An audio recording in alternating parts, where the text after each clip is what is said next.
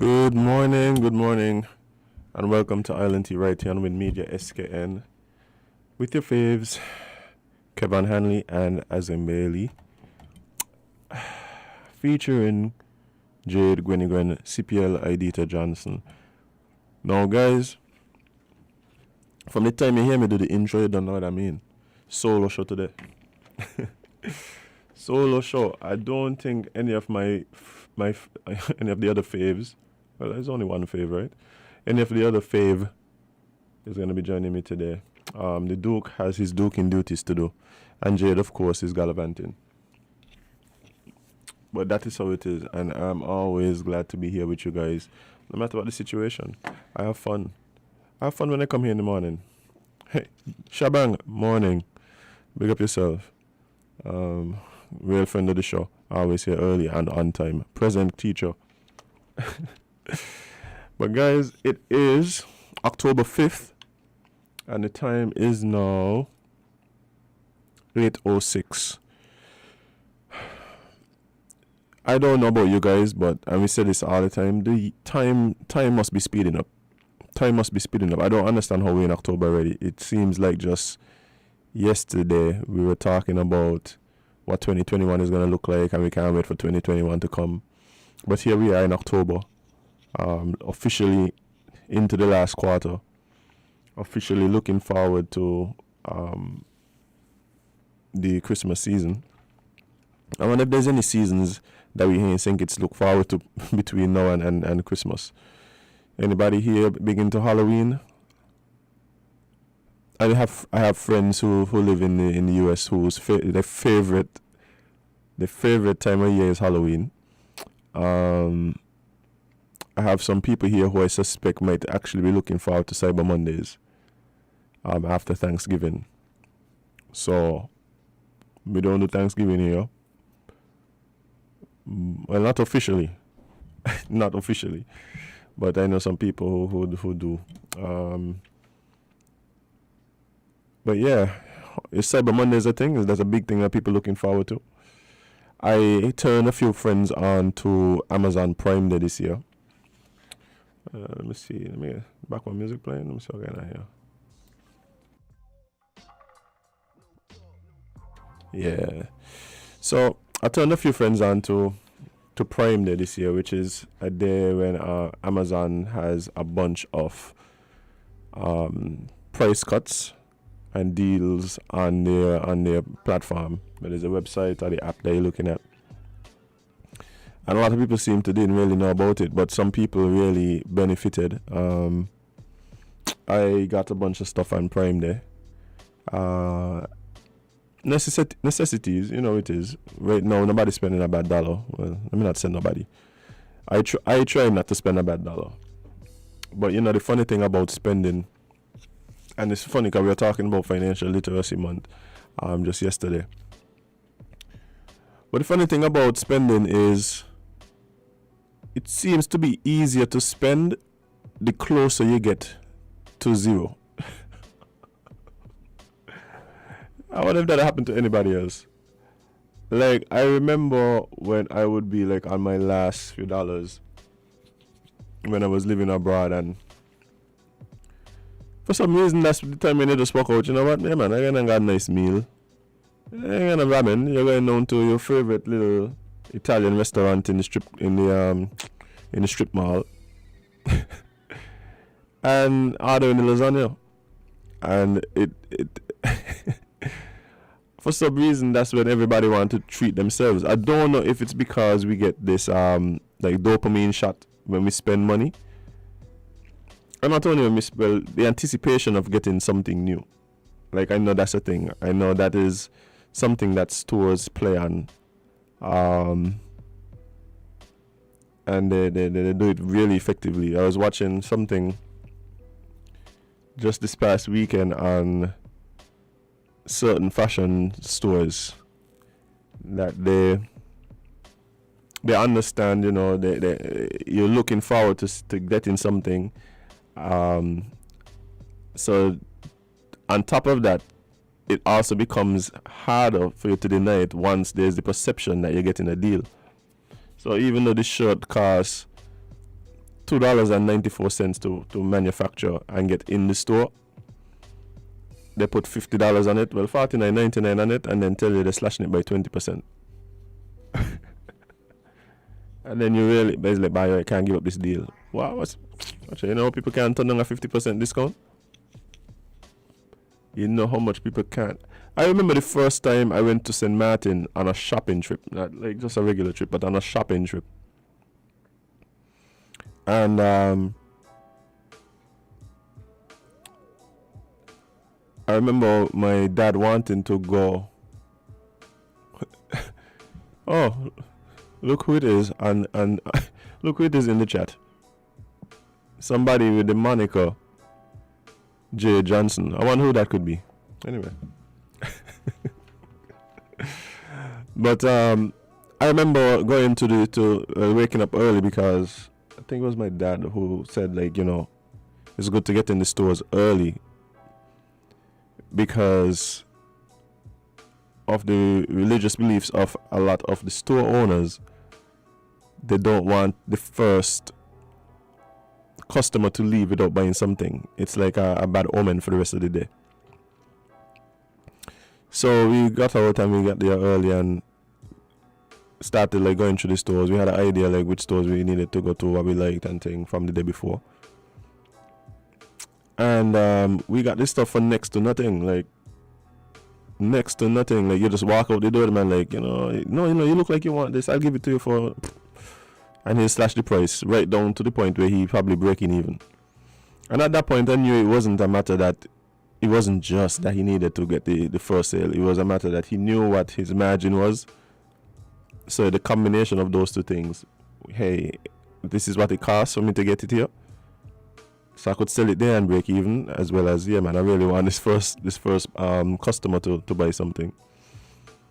So yeah, we don't even understand like all of these philosophies and, you know, these mind games that we play and we fall victim to when we go into these stops and we go online and things like that. But yeah, in these times we really gotta be careful. I wonder, because I know a lot of people right now are finding it difficult to save. Finding it difficult to save money, finding it difficult to, never mind to invest. Investing for a lot of people right now is near impossible. Or at least it feels that way. But the truth is, now might be the time where we really need to figure out somewhere what is it that we're going to give up. What is it that we're going to sacrifice to be able to take a few dollars and put aside, because after this, who knows what's coming next. Who knows what's coming next. I hate to be like the dark cloud hovering over the airwaves, but who knows what's coming up next. I don't believe that we've seen like the worst of this. I don't know what the next twist in the pandemic is going to be. You know what I've been thinking about lately too? I don't know if you guys have been seeing all the talk about the antiviral pills. So like the COVID pills that are being developed right now. There's some of them that are, if not heading off like in the approval process, are already pretty far in the trials process. Now I believe that people would naturally be more open to a pill versus a vaccine. A lot of people ain't like needles. Like simple that. And not only that, we take pills daily, like whether it's your vitamin C, whether it is your ginkgo biloba, whether it is the little blue pills. The blue or the red? I don't know. But it's, some people be taking pills for all sorts of things. So I think there's a familiarity there. Like you generally don't get injections like on a daily basis. So that familiarity probably might make people more open to receiving whatever type of medication, you know, in that form, in a pill form orally, versus what would be the term, intravenously. I may be wrong, Again, I'm not the sweetest stalk of sugarcane in the field, but via injection. So I was there thinking like, how that gonna play out? The problem I'm having now is that I feel that when these pills become available, people are gonna be so dug in. Well, obviously, Jade, this person with the moniker Jade Johnson, asking the young people, ask what you know about the blue pills. I don't even know the correct color, so obviously not much. But there's no shame. There's no shame in my game, and I think the thing about it is that do what you gotta do, guys. Like people be frowning on people for weird things. Yeah, like do what you gotta do. But anyway, back to what I was saying. So I was thinking like how this whole pill thing can play out. Like how is this situation any different? And the thing that I'm fearing is that because of the way this vaccine argument has become so tribal, and people have kind of fallen on one side of the next around the vaccine, I think that there are people who, given other circumstances, let's say the pill came out first, that they would have been gung-ho. But now, because of all the discussion, all the fight, all the war, all the arguments, conversation, the perceived lies and mistrust and all of these things, people gonna just dig their heels in on one side of the fence or the other. And I feel like I don't know how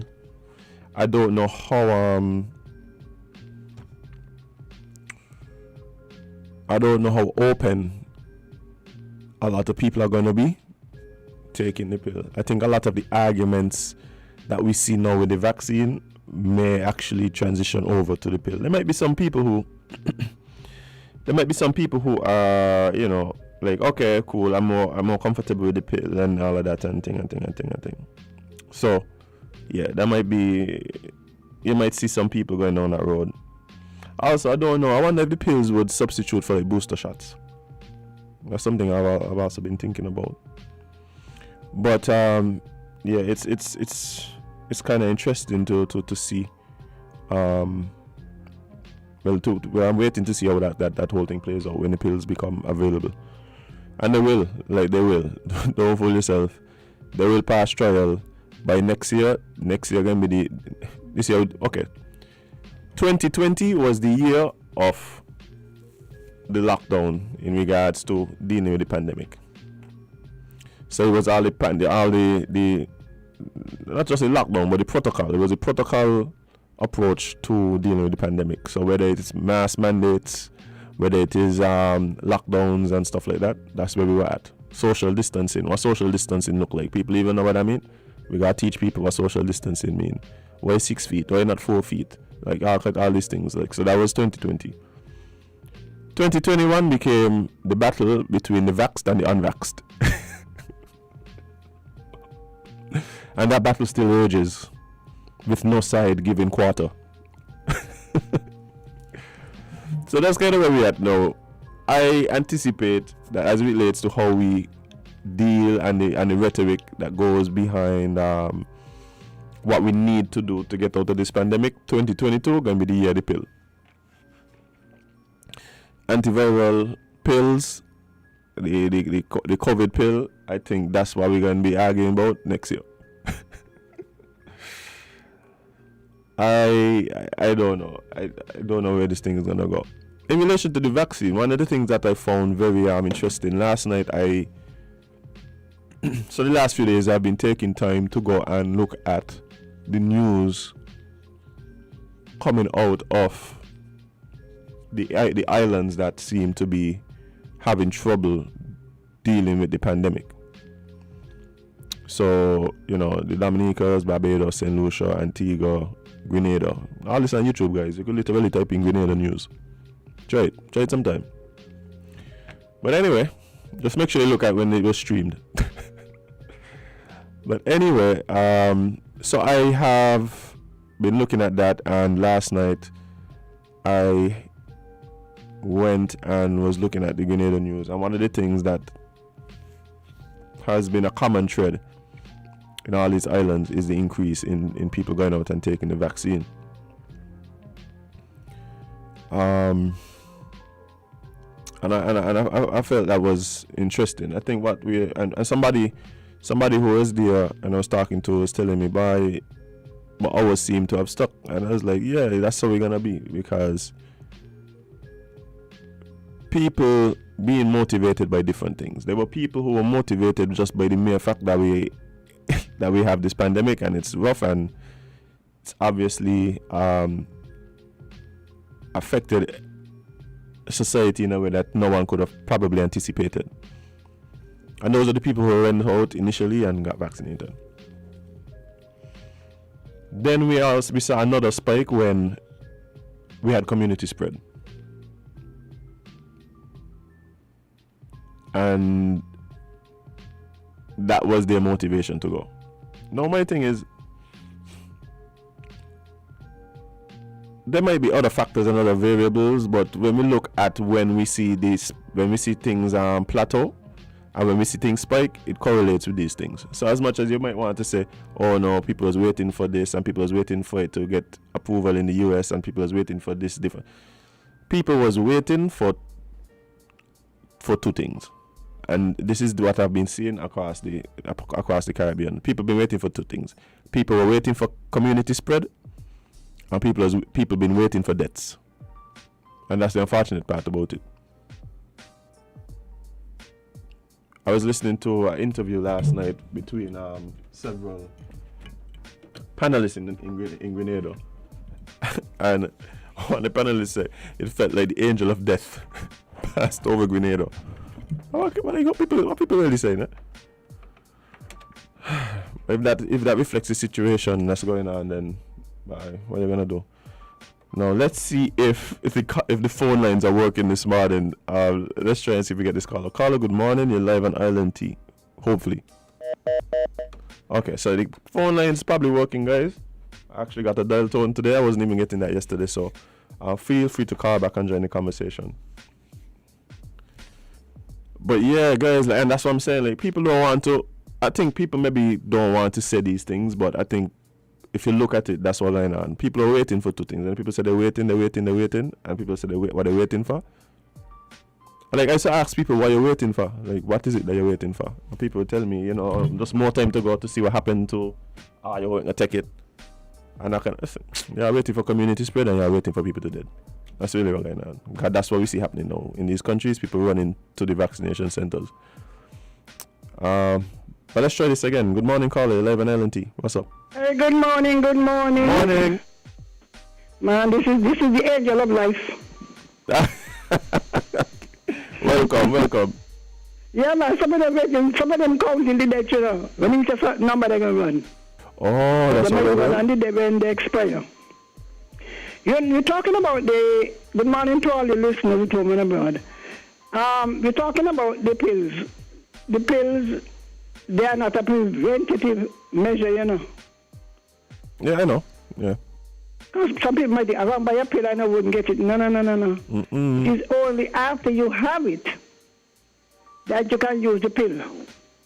And the price of the pill put it beyond the reach of more than 50% of the population. I think it was $700 for one. Yeah, that's what it is. But I do anticipate that that's going to come down now. Hello, any kind of come down still out of the reach of poor people. Yeah, but I do believe that. You understand? I do believe that by the end of next year, we're going to see a big price drop. Yeah, but look at the access to it. Or maybe they're hoping, they say, well, we're not going to sell enough. You do your maths, right? P times Q, price times quantity equal to revenue. Yeah, they're gonna figure out where the price needs to be. I said, why in God hurt you? They start so high. I mean, I hear that even the prices are 70 US each or something like that. Yeah, but I think what's gonna happen is that maths on the government, man. I think what's gonna happen is that initially they believe in that. Bear in mind, a lot of what's going on now. A big pharma kind of dictating a lot of what's happening.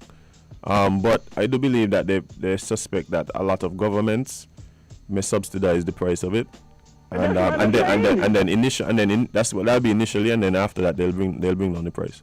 But the price is extremely high, man.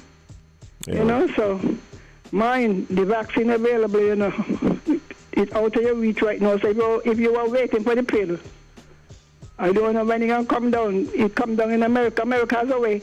They buy up the whole supply, you know, before they even start to produce. Just like how they do with the vaccine. Yeah. They buy up the whole stock before the production reach there. So mine, go and get your free.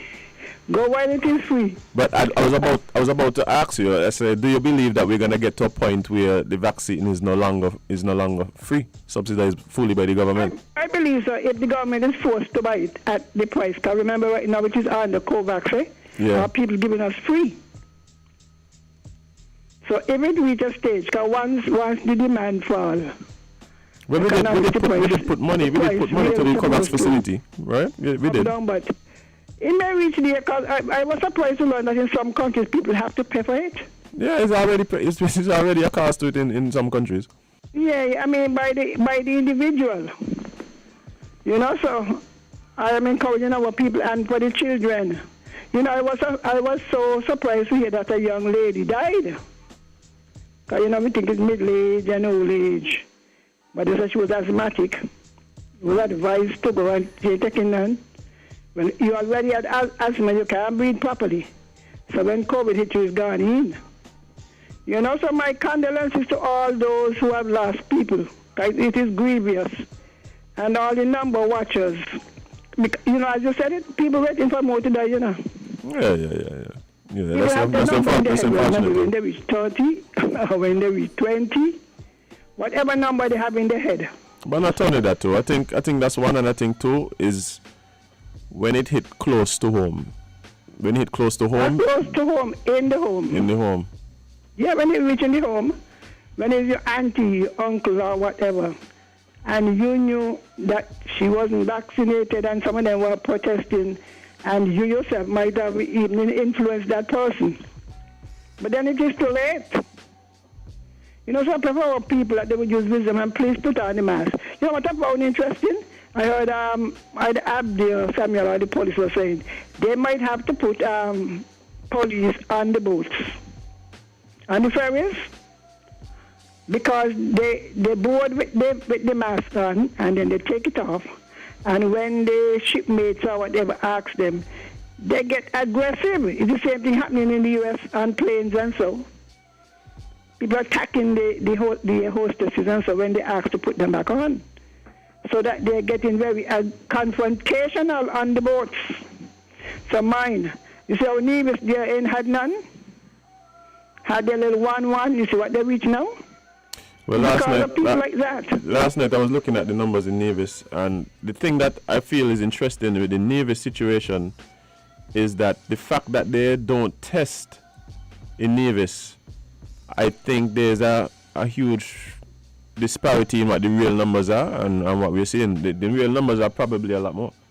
They're testing, but they're sent to St. Kitts. Yeah, but that's what I'm saying. I think if people, because here what happened, you know, people could go to the hospital if they feel they might be exposed, or if they ain't feeling well and that kind of thing. That's not necessarily happening as much in Nevis. But the tests are processed here. They do tests in Nevis. Yeah, but that's what I'm saying. It's not as accessible, and people aren't as willing to go. When I speak to people in Nevis, yeah, that's kind of like that's one of the things that they do. I'm to tell somebody you're complaining, got a bad headache. I say go and get them tests. Go let them test you. Because when you're in between the families, you're spreading it. So by the time that you can't breathe or you can't taste, you're already infected. Yeah. I think. And I just pray for the country. That's the most you could do.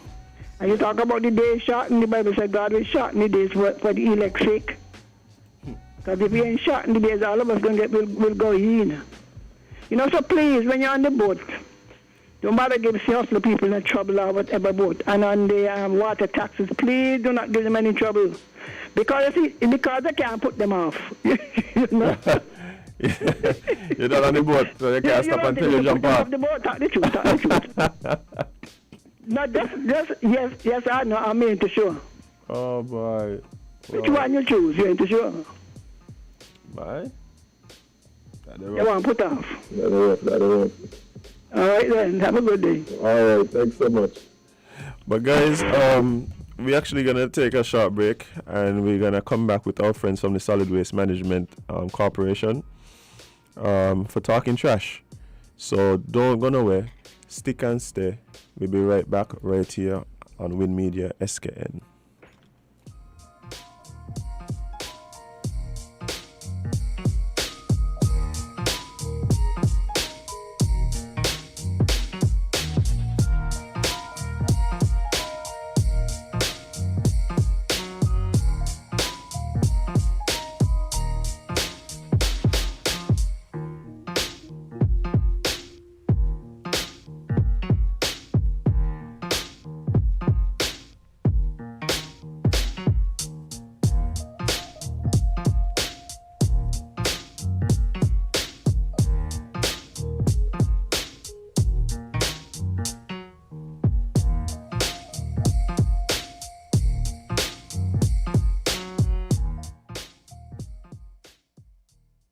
If you say you love your little dear country, try to do something positively.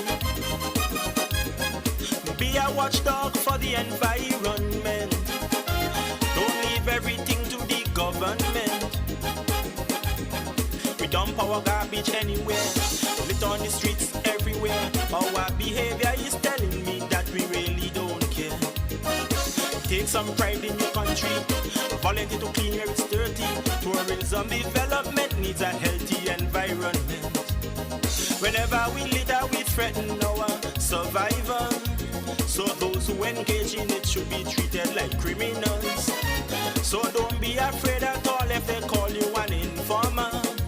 Report those who endanger our future. So if you really love this blessed land, this situation demands attention. Think about the future generation. Do what we can to preserve this island. The laws for littering we must enforce. We have to let justice take its course. If you are a proud citizen, you have the right, you have a reason to save this land from destruction. You have an obligation to become involved in anything which affects this nation.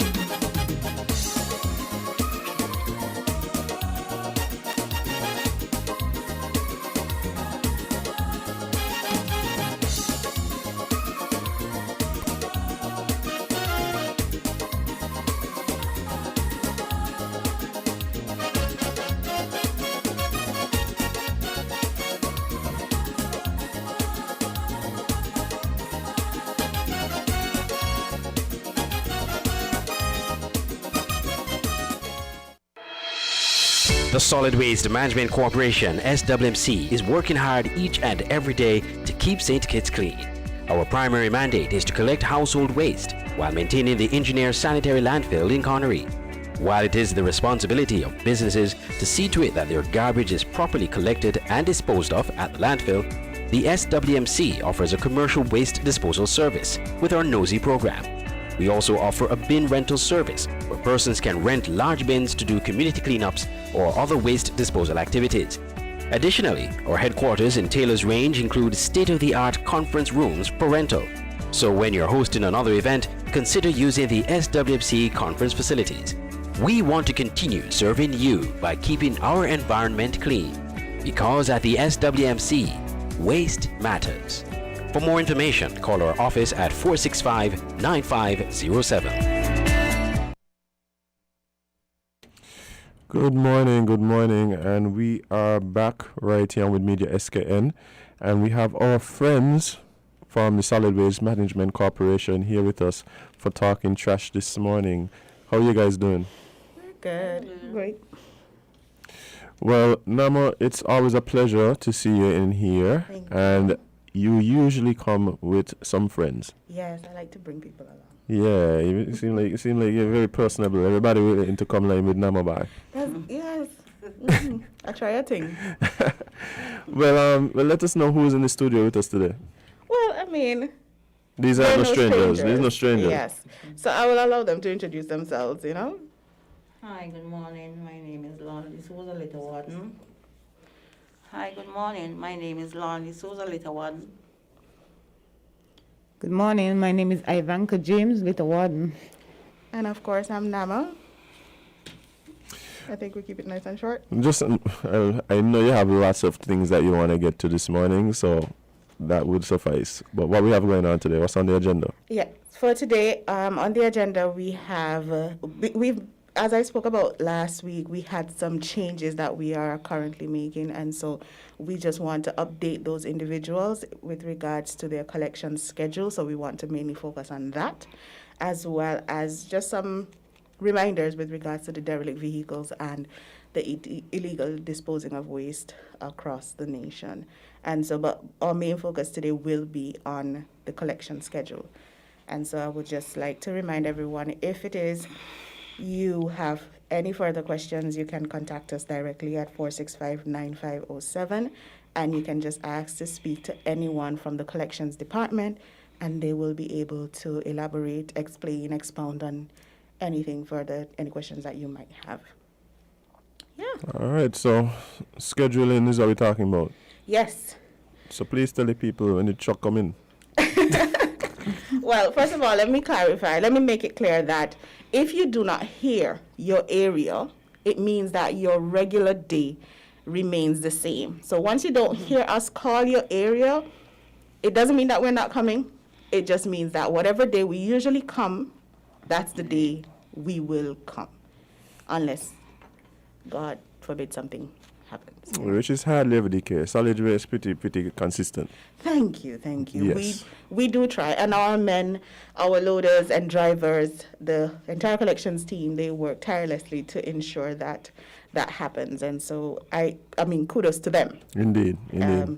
For getting out there sometimes 3-4 o'clock in the morning. How do you say them? To just make sure. How do you say them? Once you're not parked to obstruct us, we're good. Nice. We don't have to toot no horns for anybody to come out. We tell them, when they go by the friend in the evening, he's have to decide, man. He's have to decide. That's so the talks have been working. Yeah. Yes. So We do our part. when you go and pay your visitations or whatever else, just park off the road. Don't obstruct when the truck is coming, and that way we wouldn't have to wake up the entire neighborhood just so you can move your vehicle. Sounds good to me. All right, so let's get right down to it. We have some changes happening in Zone 5. And Zone 5, this is on Mondays. Mondays, Zone 5 include Newtown. Yeah, Newtown, including... So you're going to have Ponds Extension, Ponds Pasture, Ponds Industrial Site, East Street, Branch Street, Baker's Corner, Wellington Road, Manchester Avenue, Sebastian Street, Neverson Street, John Street, and Needmus. All of these areas will be collected on Monday. So all of these areas, look out for the truck on Monday to come and collect your waste. In Zone 24 on Mondays, we have Western New Road, Gillards, Carifesta Village, and Douglas Estate. So that's Zone 24 on Mondays. I will repeat, Western New Road, Gillards, Carifesta Village, and Douglas Estate. And this is going to effect from when? Immediately. Okay. That's today. Pretty much. All right. Yes. So we did start last week, and we do apologize for not having sent out that message earlier. However, it sort of happened that we had to make those changes, and so while we were tweaking, making sure that we can cover whatever areas, we do apologize for any inconvenience that would have been caused, and so going forward, Unless there are further changes, this is the schedule that we'll be maintaining for some time. On Tuesdays, we're talking about Zone 2. On Tuesdays, we have Frigate Bay, Calypso Bay, Fort Tyson, Horizon, Potato Bay, Sugars. Those are on Tuesdays for Zone 2. For Zone 27 on Tuesday, we have Half Moon and Connery Hill. So Connery Hill is on Tuesdays. However, those in Connery, your day remains the same. So don't get confused, Connery Hill with Connery. So Connery, your day remains the same. I believe that's on a Wednesday, if I'm not mistaken. Do not hold me to that. I believe that's on a Wednesday, but Connery Hill, your collection will be on a Tuesday. For Zone 3, Bird Rock, Earl Morn, Harborview, and Suncrest. Your collection is on Tuesday as well. And Zone 24 on a Tuesday, we have White House Garden, Embassy Shore Housing, and Clico Housing Project. Let me repeat that. White House Garden, Embassy Shore Housing, and Clico Housing Project. And Zone 8 on a Tuesday, we're still on Tuesday, Buckley's Project, Dowers Garden, Upper St. Johnson Village, Lagrete, Buckley's Estate, and Amri Drive, straight up to Amri Drive. So all of that is on a Tuesday. Okay. Right? I hope some persons usually say I speak fast. I was trying to keep it nice and steady, and so I hope everybody has that clear. Of course, we'll repeat this once again, perhaps towards the end, but I'm going to hand over to my esteemed Just before you do that, Nama, is there anywhere that people can go to actually see the updated schedule? Shortly, we will have it up on the website. Okay, guys, so Yes. just know. But if you have any questions, for now, just call 465-9507 for any clarification. All right, great. Okay, for Zone 22, on Wednesday, Upper Keon, Waterworks, Cabbage Tree, Whites, and Central Keon. The collection was on Tuesdays, but now it's gone to Wednesdays. For Zone 23, on Thursdays, we have Lower Keon, Hermitage Extension, Cunningham, and Spooners. That's Zone 23 on Thursday. For Zone 24, on Wednesday, we have Lower Monkey Hill up to and Parry Village. Zone 24, on Wednesday, Lower Monkey Hill up to and Parry's Village. For Zone 24 again, on Thursday, we have Parry's Housing Project, Cedar Grove, and Milliken. That's Zone 24. On Thursday, Parry's Houses Project, Cedar Grove, and Milliken. For Zone 24 on Friday, we have Stapleton Estates, Stapleton Village, Odgies, up to Odgies.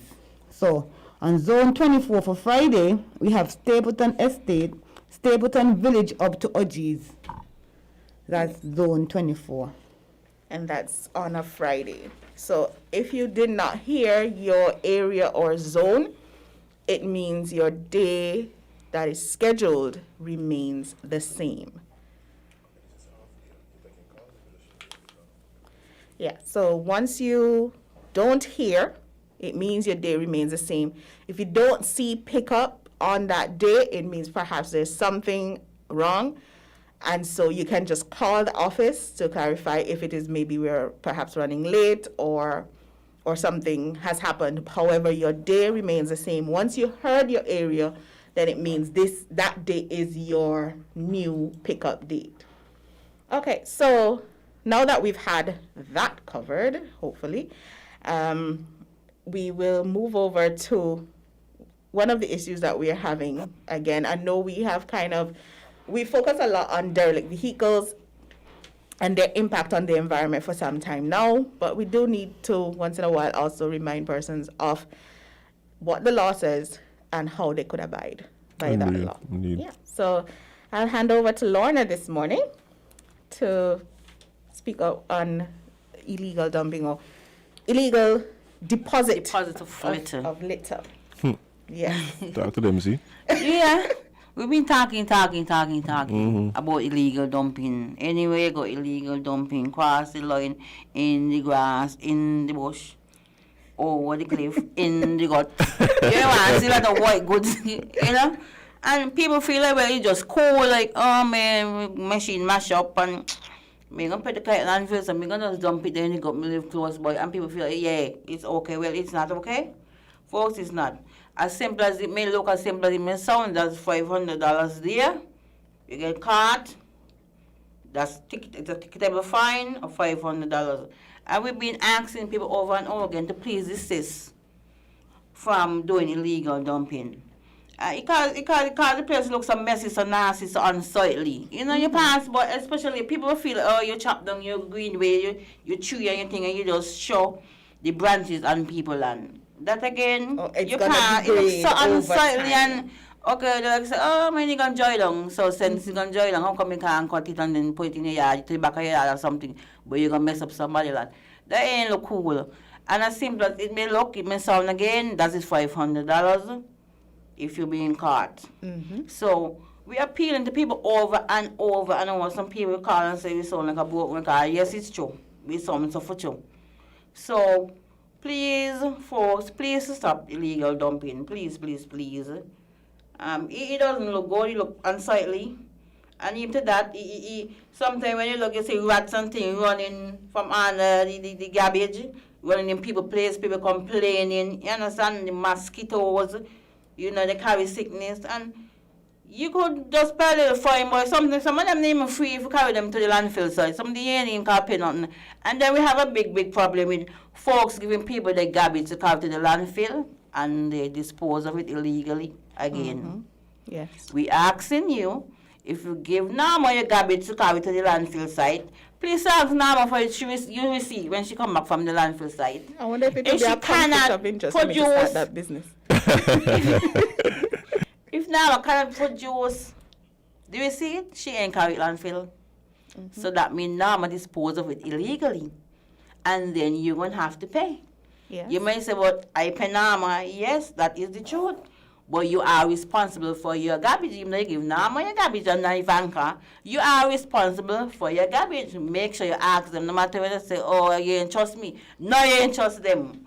Ask them for your receipt. Understand? It's not about trust, it's a business transaction. So you need proof that it was exactly taken. that you take it to the landfill site by producing their receipt. Landfill You always give understand? receipts. Yes. And landfill always give receipt.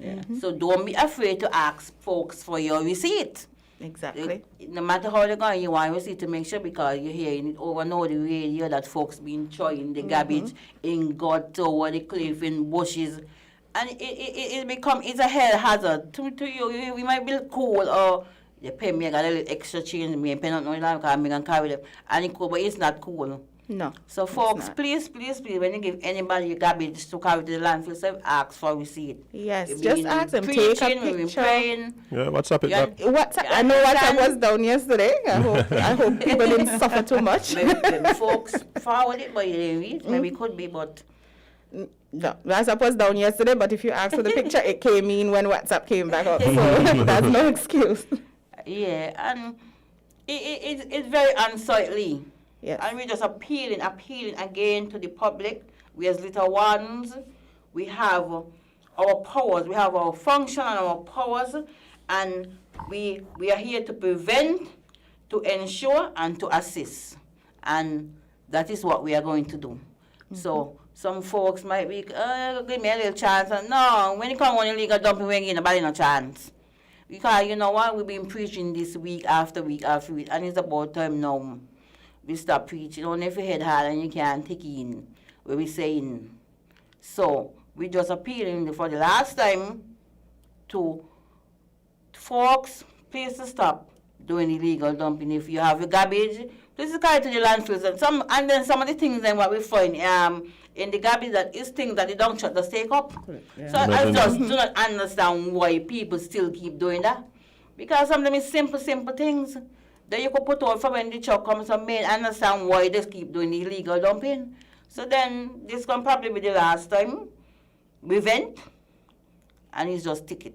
Action time. Action time. Action speak louder than words. I think persons also need to realize that Lorna has been a litter warden for a long time. She has seen from the very inception of litter wardens. Lorna has been a litter warden, and so she has the history, she has the experience, and she knows what she's talking about. When you're talking about how it's affected, how first of all how it has grown over the years in terms of the illegal dumping, how it has manifested over the years and the impact it has had, she has seen that firsthand. And so when you hear the passion in her voice, it's because she knows what she's talking about. She has experienced this, and she knows people know they're not supposed to, and they still do it. And so the time for pleading basically has come to an end. We're no longer going to be pleading. We're just going to be informing you that X, Y, and Z is the action going to be taken going forward, full stop. Jam them, Lana, jam them.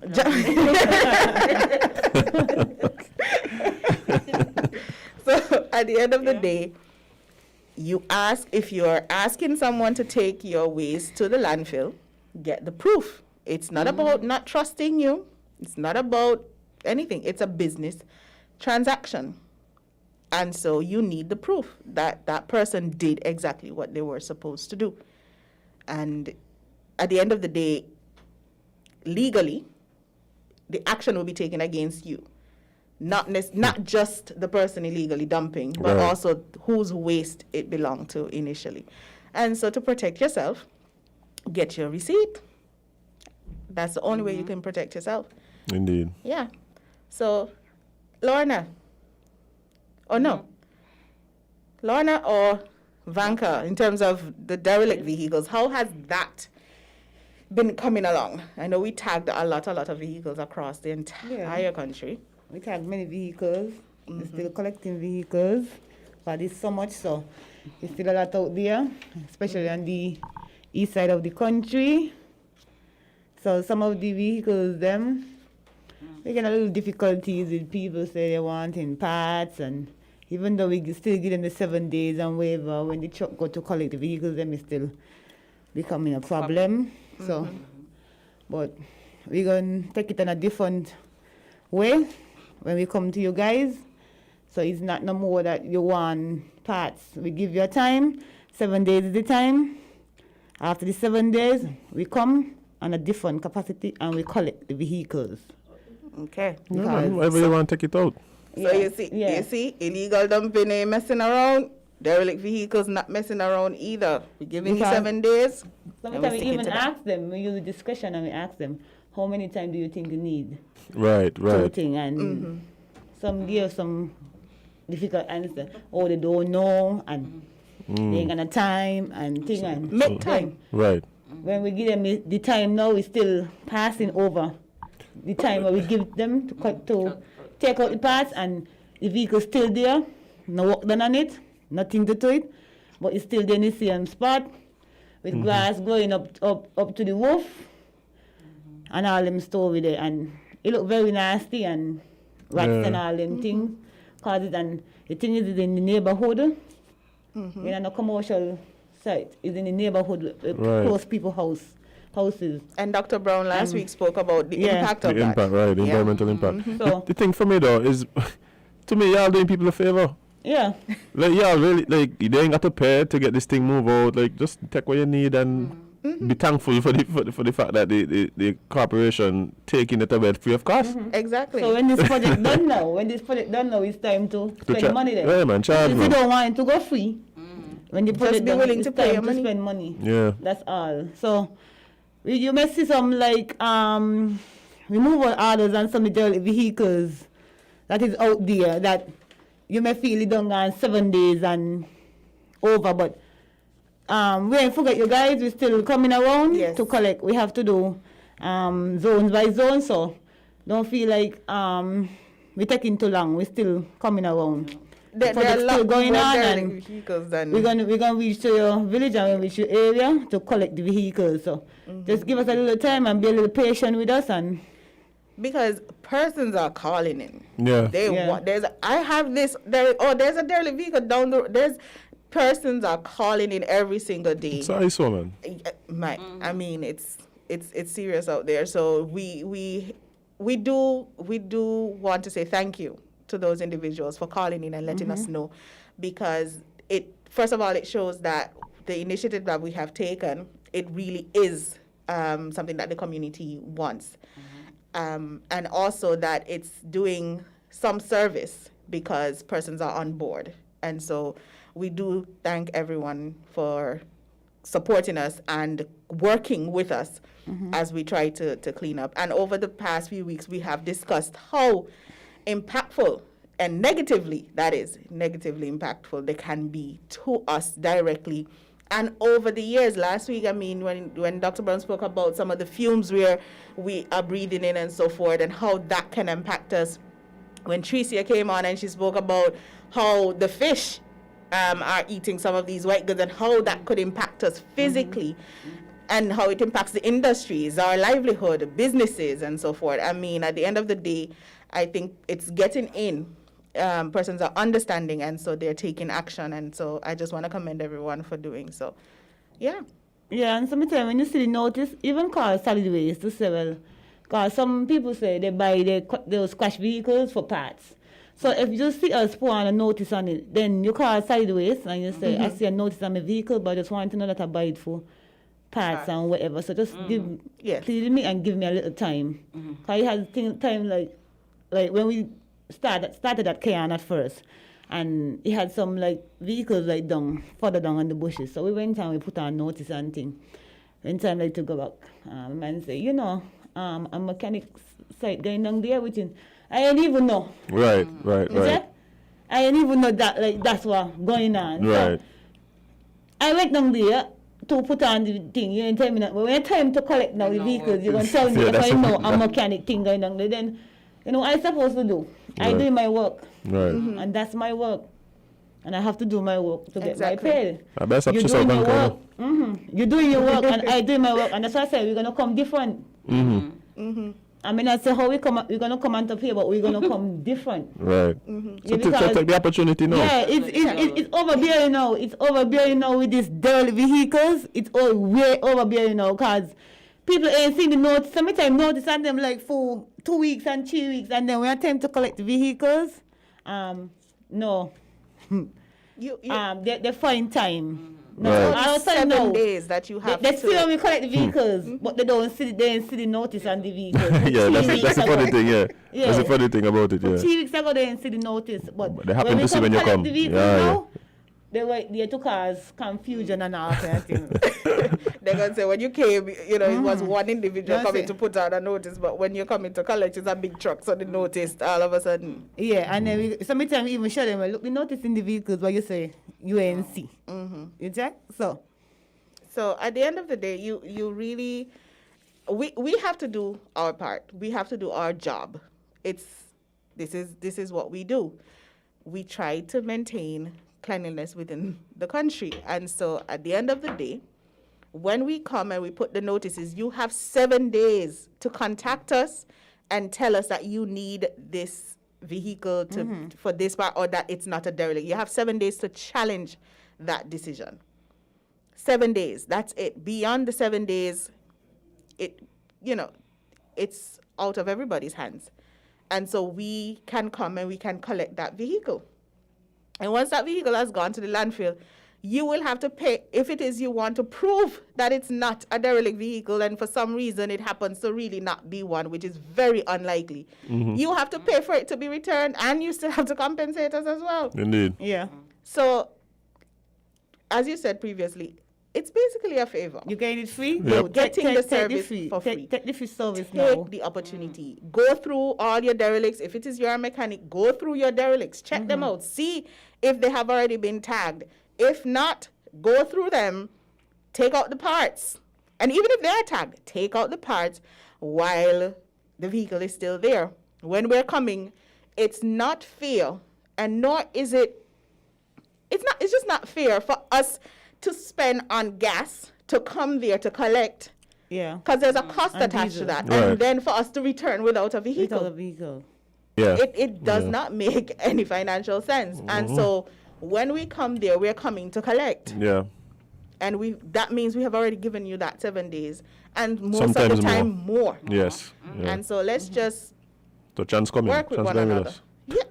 Yeah. yeah. Definitely. Because I guess that's why so much daily vehicle around the country too, because they had to pay, once ago they had to pay, so I guess people work out there and take Yeah, they just dump it to landfill, avoid paying. Yeah. Right. to avoid paying, but now we're free, it's still a problem. So what you want us to do? You want our souls? I don't understand. I stop stress on Vanco. And when they stress out Vanco will stress me out. You understand? Like, Nama, you need to tell Yeah, these so people. it's free, use it, what is it? And something free take too. Right, exactly. Yeah, something Exactly. free take too. So since we come to you free, and the matter of fact, we didn't even tell you bring it to the landfill. We come in to collect it. Yeah. So see, easy busy. Which means you don't have to pay to get it transported, and you don't have to pay to get it done. to get it done. Yeah. So you don't pay tipping fees. You don't pay.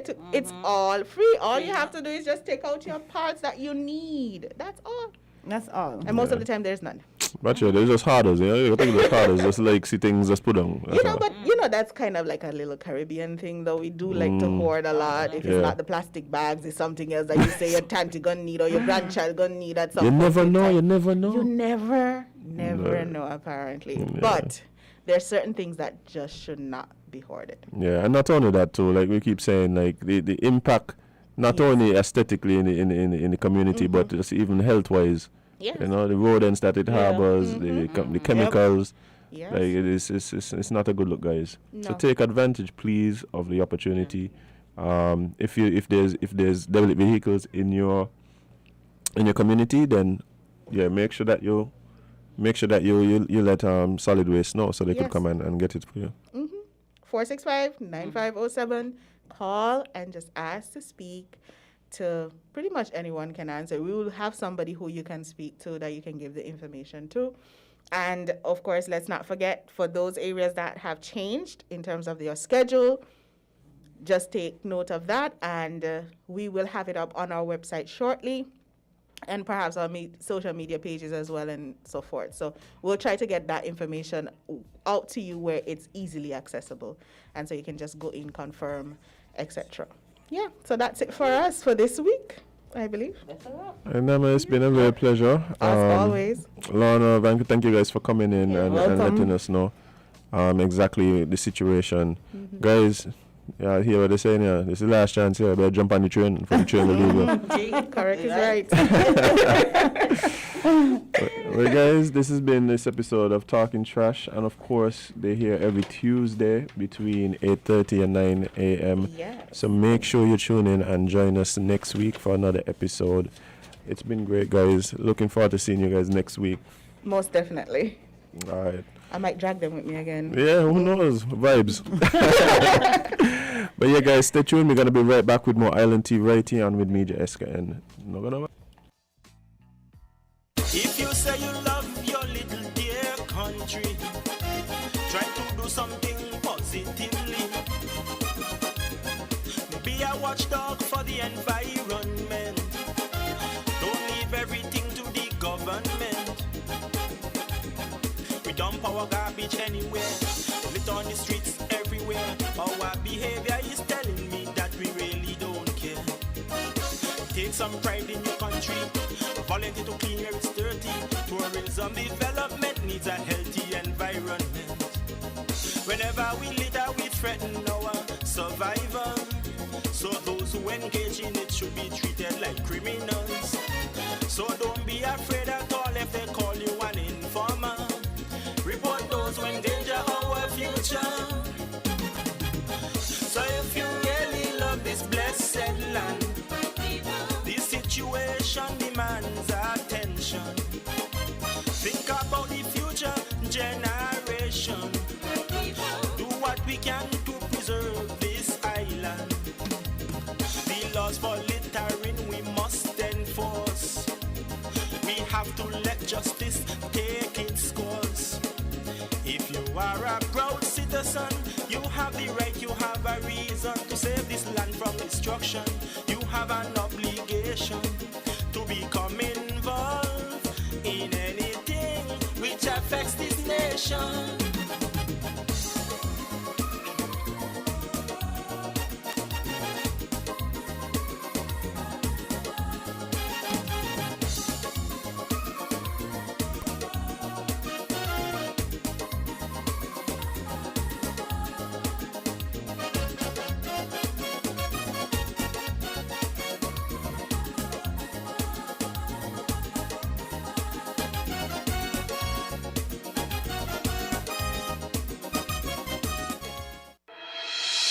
The Solid Waste Management Corporation, SWMC, is working hard each and every day to keep St. Kitts clean. Our primary mandate is to collect household waste while maintaining the engineer sanitary landfill in Connery. While it is the responsibility of businesses to see to it that their garbage is properly collected and disposed of at the landfill, the SWMC offers a commercial waste disposal service with our NOSI program. We also offer a bin rental service where persons can rent large bins to do community cleanups or other waste disposal activities. Additionally, our headquarters in Taylor's Range include state-of-the-art conference rooms for rental. So when you're hosting another event, consider using the SWMC conference facilities. We want to continue serving you by keeping our environment clean, because at the SWMC, waste matters. For more information, call our office at 465-9507. Maybe it's the way the brilliant gold liquid reflects our sunshine, or how the bright blue of its label mirrors the clear Caribbean skies overhead. Maybe it's the fresh, crisp taste of this beastly cold beer on a scorching hot day. Maybe it's even the way it brings us all together. But one thing is for sure, Carib is very much a part of who we are wherever we're from in the Caribbean. Carib, it's the way we play. Drink responsibly. Be a hero. September is the month of heroes in St. Kitts and Nevis. And for the months of September to October, Phosphorus Automotive wants you to be a hero too. Yes! Drive like a hero at the massive Phosphorus Automotive Be a Hero sales event. Go to Phosphorus Automotive today and drive away like a hero with up to $35,000 discount on select models. Your choice of either free gas for 3 months or up to $1,000 in free groceries. Pay just 10% VAT. Yo, just 10% VAT. Free servicing for 1 year. Free bill of sale. Free registration, licensing, and tinting. 0 down payment. That's right. Absolutely 0 down payment. And much, much more. Drive away like a hero from Hosford's Be a Hero sales event. The biggest, most heroic sales event ever in the Federation. Terms and conditions apply. See store for details.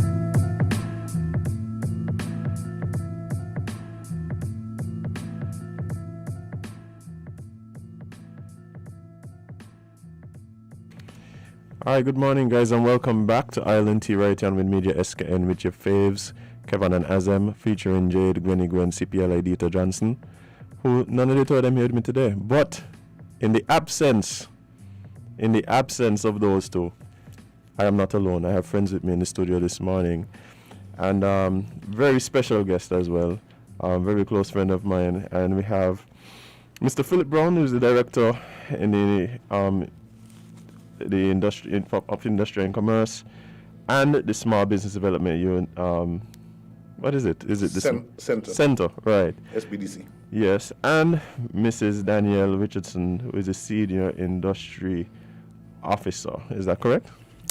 Kinda. Well, I can let you tell me exactly your position. But guys, there's a very special conversation this morning.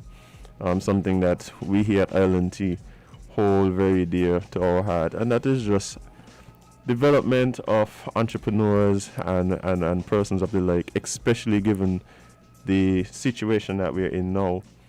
And I was speaking to Mr. Browne, who, we have these conversations from time to time. And, we always talk about opportunities that are available for persons here in the Federation. And sometimes, people seem to maybe not know or not take full advantage. And I thought it would be a good thing to have him come and speak a bit about some of what's happening and alert people as to some of the opportunities that are out there. But Mr. Browne, firstly, how are you? I'm doing very well. I'm in good company. I'm with you. Oh, with me? I thought you meant. Oh, okay. Well, to be at WINNMedia is, always good. Good vibes. And Mrs. Richards, how are you? I'm good. Yeah, you good? Yes. Watch it. I'll lay you out. I can lay you out because Mrs. Richards came here this morning, and it seemed as though she wasn't aware that she was going to be on camera. What happened? She wasn't aware. However, I must say that there was no problem. She is, of course, very much right at home on the camera. And I'm sure everybody at home who is looking is pleased to see her in his studio with us this morning. Well, you kind of reminded me that I'm on camera, so thank you. Watch it, we don't bite. Everybody is having fun. It's a good time right here on Island Tea in the morning. But you're telling me yesterday. You actually sent me some flyers, Mr. Browne, about some of the things that are happening. I think one of them has to do with the OECS Technology Competitiveness Hub for Innovation and Entrepreneurship, which seems like a very long name. But could you tell us a bit more about that program and what's happening? All right. Thanks again for the opportunity. And before I start, you really hit the nail on the head, because we're talking about opportunities. I mean, over the last year or so, we've been going through some tough times. There's been enough bad news and difficulty for businesses and so on. But what we want to do is to be the bearer of good news and talk about opportunities.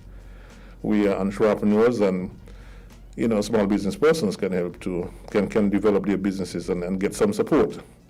So this program is one which is sponsored by the OECS.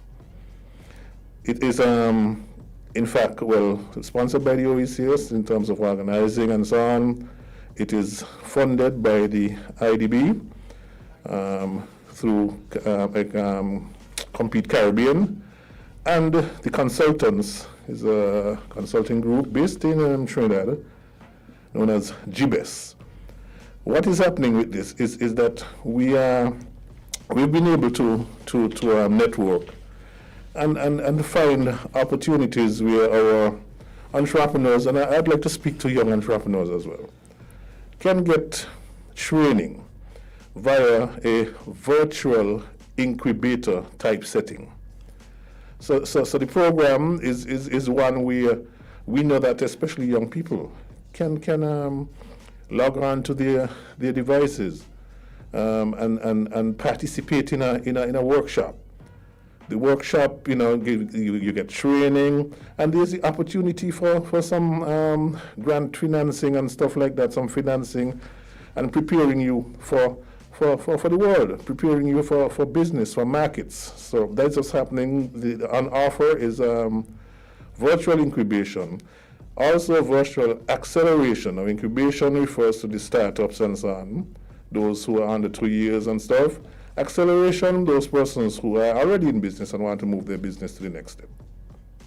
So what you're telling me is that this opportunity is really open for entrepreneurs, and we're trying to really encourage young entrepreneurs here to really not only get some training where you don't have to fly off to some conference somewhere in Seattle or whatever. You could literally stay at home, log on, participate in this development program, and it could also even turn into something where you receive some grant money to help with the development and pushing forward of your idea? Absolutely. Wow. It's open to entrepreneurs and persons in a number of sectors. I mean, we do agriculture, agribusiness, green and blue economy, health and wellness, information and communications, etc. So it's really a wide scope. And so we don't want persons to sit and think, well, maybe me ain't going to qualify. Maybe they ain't going to take me. Look, what we're saying is that these opportunities are here with us now. It's not like before, like you said, when you probably had to fly off to go somewhere. But we know that our young people especially, and our entrepreneurs, they're good at the devices. And so that would have taken away the biases. And when I speak to the biases, I'm speaking to the fact that over the years, when I would have participated in meetings, and then you look at the reports of who get funding and how much people participated, and where the family say, oh, well, Jamaica get everything, the big islands, Trinidad get everything. Well, there ain't no young entrepreneur in Jamaica or Trinidad who can use a device and a computer and get into the technology better than anybody in St. Kitts Nevis. Right. And so, to me, it provides equal opportunity. It has leveled the playing field. And so it is for our people to take advantage. Well, let's speak a bit about that before we even go a bit more into this particular program, because this program seems to be very interesting and actually very timely based on everything that we're seeing. But you spoke to the fact that sometimes it seemed, in the past, it seemed as though for maybe several factors, including maybe the cost to get participants to the particular program, if you had to travel, perhaps sometimes it's even just people not knowing exactly where to go to get the information, and maybe even help with the application process and stuff like this, that we didn't see people taking full advantage of these opportunities. But these opportunities do come around and are available. What would you say, like, we really as young entrepreneurs here in the Federation really need to do, or what do we as a community really need to do to see more people taking advantage of these things that are out there? I want to allow Mrs. Richards to help me here, because one of the things that is important is for our young people to have these entrepreneurial traits, to research, to look for information, to pursue things. And we at the Small Business Development Center, of course we are in the Ministry of International Trade et al., would have been spending some time trying to update and upgrade our Facebook page and our the ministry's website, etc. What I want Mrs. Richards to do at this point is to let people know how they can find the information, how they can find us in terms of our Facebook page and so on. Okay. Thank you, Mr. Browne. Well, first I would like to address what you would have said, as in relation to, having the access to the information and so forth, and even getting help. That's one thing we at SBDC pride ourselves in. We are available for persons to come in and ask questions, even if it's not filling out the application for this particular project. We are available for anything in particular that you want assistance with. And we have a Facebook page. You can find us on SBDC, SKB, and we post information weekly, training opportunities. We have monthly training where that is usually streamed or shared. You can even contact us that way. You can ask questions. You can get a little consultation there. You can make an appointment to come in and meet with somebody. We have, future plans to do featuring of small businesses. And, we're just here trying to utilize the same tools to get our information out and to assist young people and others in, building the whole entrepreneurship spirit. So yeah, besides the SBDC, so you can also call and you can come in and everything like that. So we're available. But let me interject here, because I think a lot of times people would hear about these departments and these offices, and as you come in and talk to us and whatever. I for one can attest that I personally would have received help and consultation from the Small Business Development Unit, which really helped me to navigate certain things when I was building my business or trying to get certain things done with my business, and information, help, and things that I didn't even know were available. I didn't know that that's where I got information. And so if you're a young entrepreneur, if you own a business, if you're trying to develop a business, sometimes just even going and reaching out to the Small Business Development Center could be a real resource, because sometimes there's things that could help you on your journey that you don't even know are available. Exactly. Right? So and that was the case for me. I could speak for myself. Like I went there and was like, oh, really? I could do this. I could get this. I didn't know. Oh, okay. So this is how I have to navigate this to get So I was able to get that type of information, and it was really, really helpful. So I want to personally encourage people to reach out to the Small Business Development Center. It really is a really important resource for entrepreneurs and for persons who are involved in business. But let's get back to this particular program that is on the table and available to us here. What would you say are the benefits for persons who would be looking to participate in this particular program? All right. Well, firstly, I'm sitting here and wearing a mask, so you wouldn't be able to see my smile, but I wanted to say an amen to your testimonial. I can hear you smile. And we were delighted that we could find a young person of your caliber who we could work with and see the benefits, and that's what we're all about. The satisfaction comes from seeing our entrepreneurs develop. Now, with regards to this particular program, like I would have hinted before, this program offers training. You register and you go through some processes. There's the screening, there's the interview and so on. But the important thing is to get registered, because even though the program, the first cohort is going to be done in 2 cohorts. There's a incubation, like I said, for the startups, and there's the acceleration program for those who are already in business and want to move to the next level. Now, so they'll go through the training. That training prepares them, to run a successful business. You're getting training. B, it prepares them for financing, getting you ready for financing. And C, of course, there's a little built-in mechanism where the top performer in the incubation program, top performer in the acceleration program, has an opportunity to get some grant funding as well, some seed capital. Now, that comes, your top performer, and there's a little pitch. You do a little pitch. Right. And I think the digits for the program, I think the incubation is up to $25,000 US. What? And the acceleration one is up to $12,500 US. So you don't walk away. Okay, you participate in the program, you get the training, but you have a chance to walk away with some funding. And even if you don't get that funding at that point, would have been part of a network. A network, right. We're keeping you in that network. The consultants have been reminding me day after day, make sure entrepreneurs understand that they would now be supported by an ecosystem which includes us. Right. And so we're not going to just tell them thanks for participating.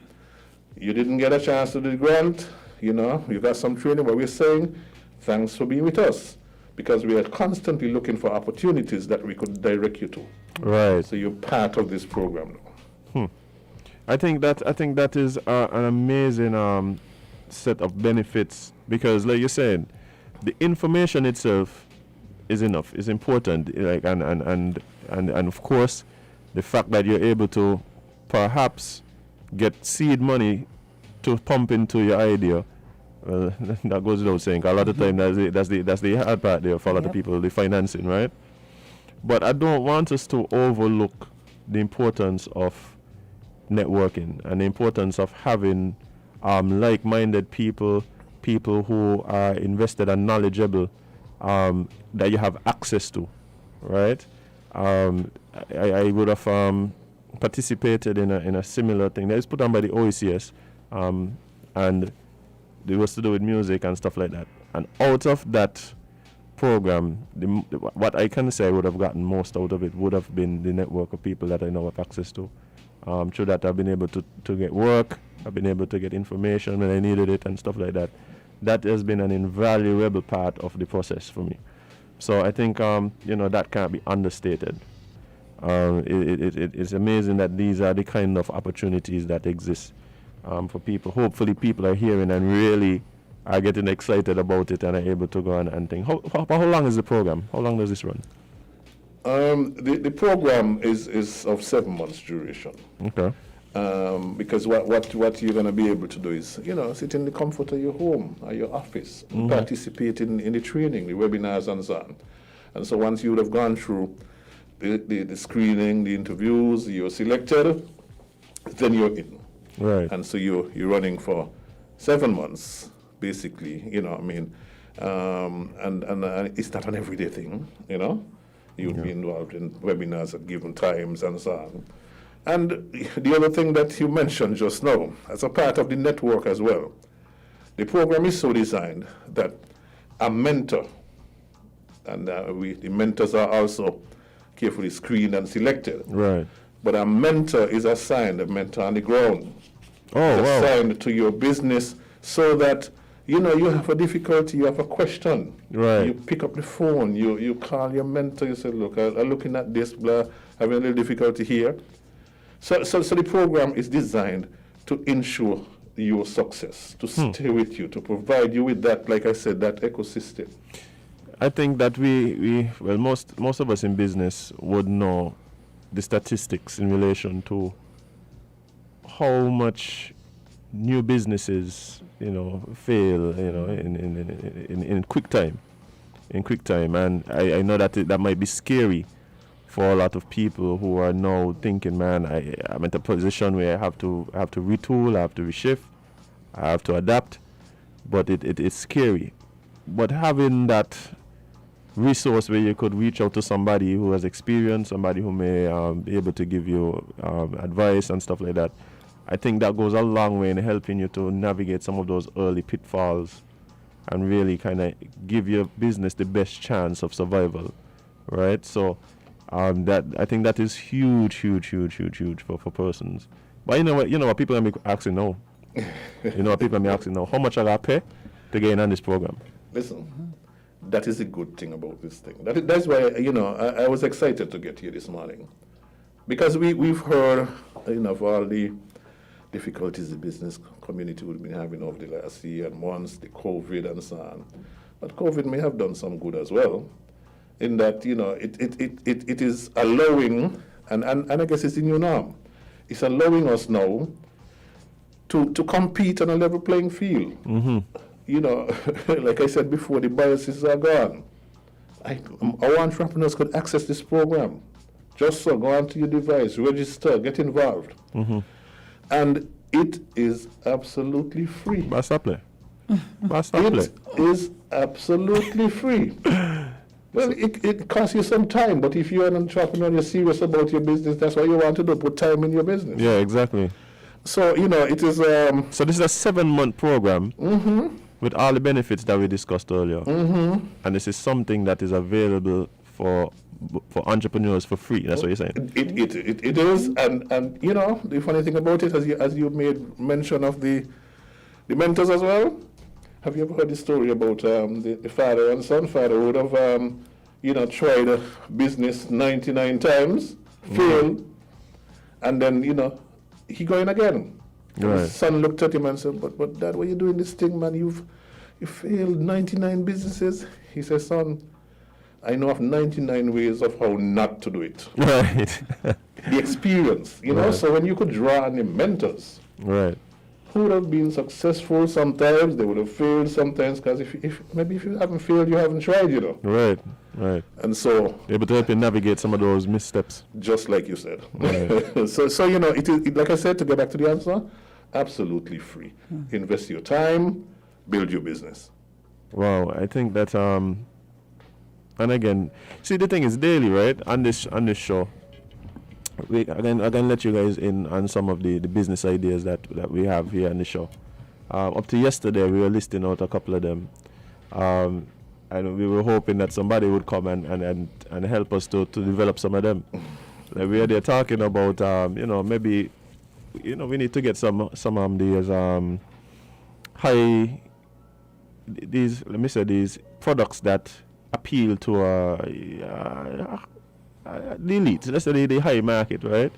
Some of you are suggesting maybe cigars and stuff like that, items. right? But I want to get you guys feedback on this one, because this has been one that's been very popular with our listeners and our viewers. Monkey milk. Y'all, if y'all think so this is an idea that we've had. I don't know if I could bring it to this forum, but we've been thinking monkey milk is something that we could market from St. Kitts. What do you think? we would invite you to our little quarters. Let's sit down and do some serious research and the consultations and so on. Okay. Before we go public. But yeah, guys, I mean, you guys have heard the information. You guys, and this is something that I think is very important. Very important. Generally is because we want to see businesses being created. We want to see persons being able to take their ideas from that idea stage right through to successful businesses. And these are the kind of things that really help you to get there. But guys, you're gonna have to take the step. You're gonna have to go. You're gonna have to register. You're gonna have to participate, and there's really no obstacle. There's no price. You don't have to jump on a plane and be away from your girlfriend for a long time. Now is the time for you to be able to really access these opportunities and maximize it. But again, for persons who are listening who want to know, well, what is the next step? Where do I go for the information? Who do I call? How do I sign up? How do I register? Tell us a bit about that.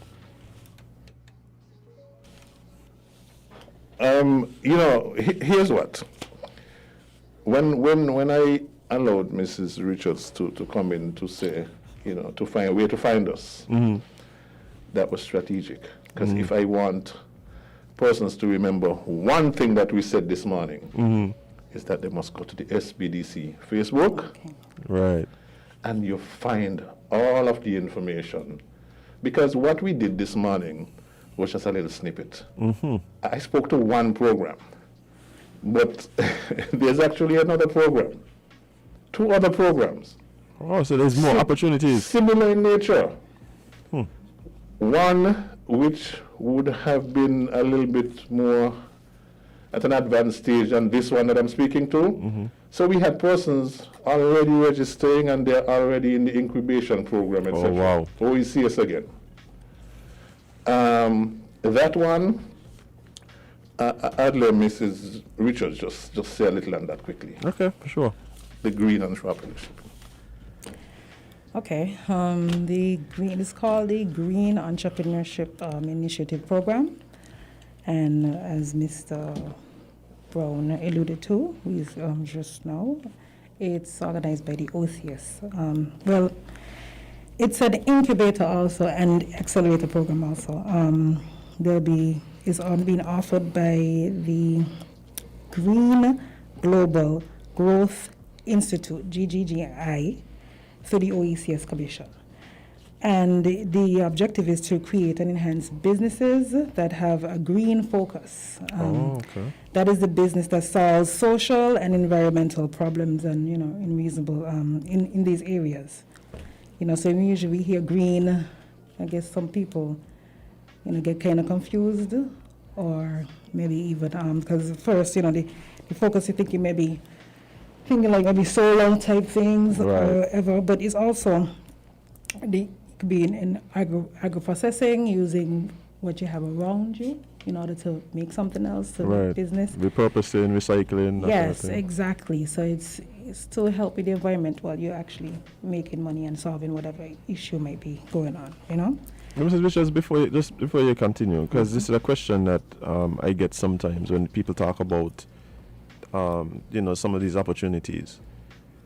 I believe that if you see an opportunity and you have an idea, a lot of the times the way that the programs are structured, that there's probably a way that you can present your idea in a way to make it eligible for what's going on. Is that your experience? Yeah, so of course, sometimes we feel like we should be in a particular box, but we don't have to. And we have access to all kind of things now. So you could just kind of tailor your idea to what works at the time. It would make sense because, Right. of course, you can't go sell chicken in a Rastafarian place and think that it's going to work. You have to adjust. You're going to have to sell whole wheat drumstick instead. Right. So, you have to be able to, adjust. Right. And that's what the SBDC is here for also. So if you need assistance in that area, you have an idea, you want to help to formulate it, you want to show how you could fit in the box, in where you want to go, then you come and you ask for assistance with us. We'll assist you with that. Okay. And so this incubator and this accelerator program, this is something that is now going. Can people still be a part of it, or is this something that you're just highlighting that these are the types of opportunities that come around? Yeah, it's still running. I think The acceleration part of it, like I said, for the green entrepreneurship one, that is at an advanced stage. So we've had registration already for incubation. But the acceleration part of it now, there are persons who would be already in business and want to move it to the next stage. We want them to listen. Listen for when we're telling you it's registration time. It is coming up soon. You still have an opportunity to be a part of that green one. So we came here to tell you, well, we focused on the techie one, OECS techie, but there's also OECS green. Right. And of course, there is another one. There are other areas that we are working on, work in progress.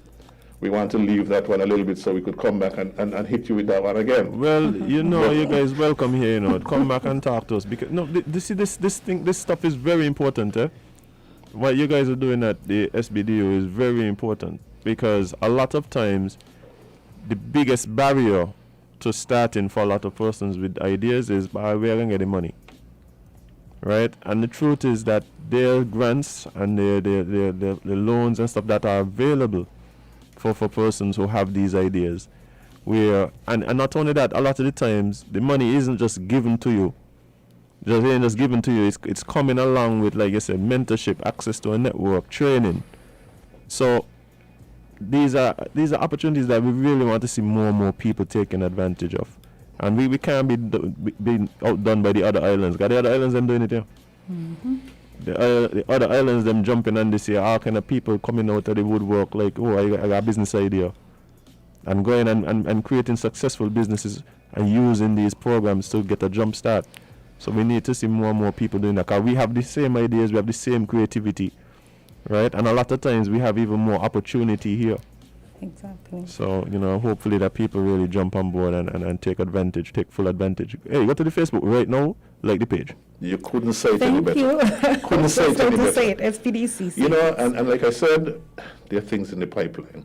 We can't mention some of the names and the specifics yet, but I'm going to let Mrs. Richards just give you a little teaser as to something that we're looking at. Teasers. Whenever I'm okay to do that. Well, we focus on the tech and the green, so now it's a little focus on the women. Of course, Beyonce said we run the world. So we have exactly. So now there's a program where we're going to be right now developing with the stakeholders. That's going to be focused on women. That's young women who should startups and who just, in the business. And it's going to be geared towards assisting them and helping them grow and, and if you want to start a business, it's almost like all these others, the mentorship, the accelerator, and all of that. But it's for women, and it's coming up. And just like you would have said, and Mr. Browne said, you go to the Facebook page, that's SPDC, SKB. They'll be posting the information when it's out. And you can always call in when the time has come. Oh, and I would like to say too, in relation to the Greenpreneur Incubator, I would have had an applicant follow up, I guess, because you know, everybody's waiting for the information. So for those who would have applied, feel free to always call in at the SBDC just to follow up. If you need an assistance with anything, check the page, we'll be updating and so forth. So, yeah, SBDC St. Kitts on Facebook. And we don't settle for anything less other than knowing that our participants are being considered. As a matter of fact, we've broken some barriers, in some cases, when these programs are done, they're telling you, okay, the persons must register. And then we get no feedback at all as to, well, who registered and why they did not succeed, etc. Right. Well, we have been able to negotiate and make fuss with the consultants and the OECs, tell them we want to know. Right. If we target 100 people and you only see 2 applications, let me know who them 2 be. Let me know who the 98 who didn't go. Let me go work with them. Right. So we've been able to get that. So I know that's 98 ideas still that need to. Thank you very much. Exactly. Yes. So we're not leaving out people. I mean, at the end of it, like I said, didn't get some grant funds. You didn't get what you think you wanted, but you're still in the network. And when there's funding available from any source, you will be able to get the information. Right. And guys, so yeah, it's not even just enough to go to the Facebook page, SBDC SKB. Yes. On Facebook, but also when you go, make sure you subscribe and get notifications because the information comes out regularly. Yes. And so you want to be up to date. You don't want to miss out on these opportunities. Sometimes when you hear about it and it's close to the deadline and things like that, man, watch you. Got your idea ready to go so you could pull the trigger. You understand? Exactly. And guys, I really want to thank you for coming and sharing the information. We talk about the need for people to really just adapt and right now some of us really need to just make a shift. We've seen people doing it and we've seen some successes, but we do believe that there's more scope and more opportunity for people to build out their own businesses, to take that idea that you've been kind of considering, kind of thinking about, kind of dilly-dallying, seesawing with. Maybe now is the time when you go out and step. And especially for the young people. Like my father does say this thing all the time. He said, do it when you're young. He got this term, he does say, you're risk resilient. Right? He said, do it when you're young. If you fail in nothing, you're young. You understand? It's okay to fail. Yeah, it's okay to fail. You don't lose the lesson. Right. So you could lose, but don't lose the lesson. Indeed. The L don't stand for loss, it stands for lesson. Thank you. All right. But guys, it's been a real pleasure. Is there anything else you want to say before we wrap up? Well, I know Mrs. Richards has something to say, but I just want to make sure that people understand, our entrepreneurs understand, the deadline is Thursday. Okay. Do it now. Registration deadline for this techie one, the one that we spoke to mostly, is Thursday. So do this one now. Yes, and if anybody need help with the application form, they could get us at, come to the office at Bladen Commercial in the Nagico building, 2nd floor. Well, I asked for the Facebook person to post this interview on our Facebook page, and I was also asked to make sure that I big up those in the office. Okay, well, so couldn't be without a team. Big them up one day. Show them out. Yes, so shout out to Shavella Taylor, Simona Powell, Shadeen Brooks, Monica Francis, Delwayne Delaney, and Kyla Gibson Dorr, hardworking staff at the Small Business Development Center. So, you could check us out. Big up. Big up ourselves. Big up ourselves. Hey, somebody got to come in here next time, I can't be saying. And I'm sorry, Orland. And so, Marvin Gaye and our. I'll leave the descriptions for you. Yes, forgive me, Orland. Orland getting all kind of things, but Orland doing it. But yeah, guys, and hopefully we see some of you guys coming in to talk about some of the other opportunities and some of the stuff that does happens at the Small Business Development Unit. I think a lot of us are now recognizing that this exists and the great advantages that comes from just visiting and talking to you guys about what you guys do there. Very important work.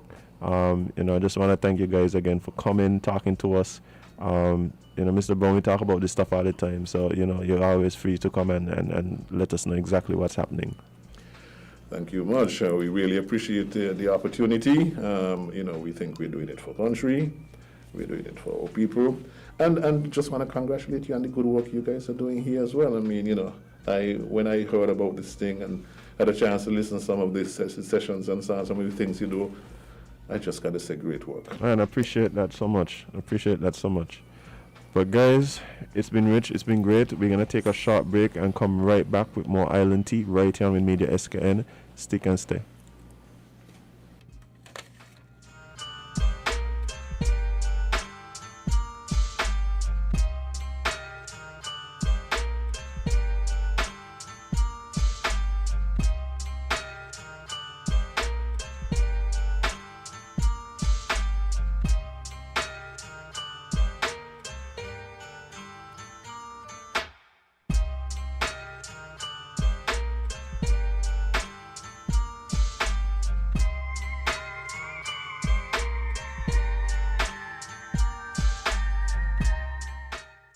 Feel the magic happening.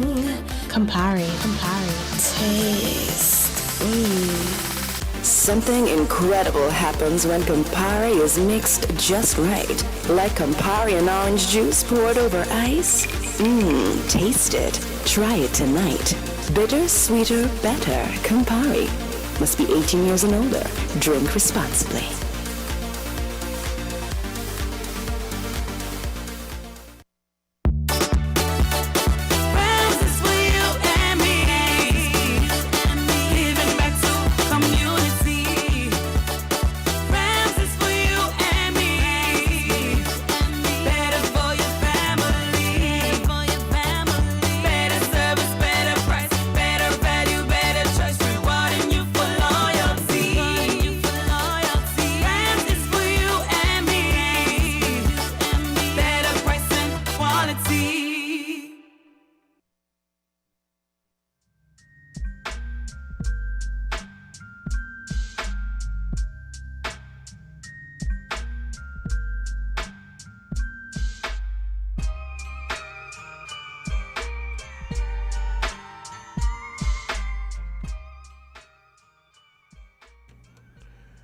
Welcome back to Island Tea right here on WINNMedia SKN, and it's still Tuesday, October 5th, all day today.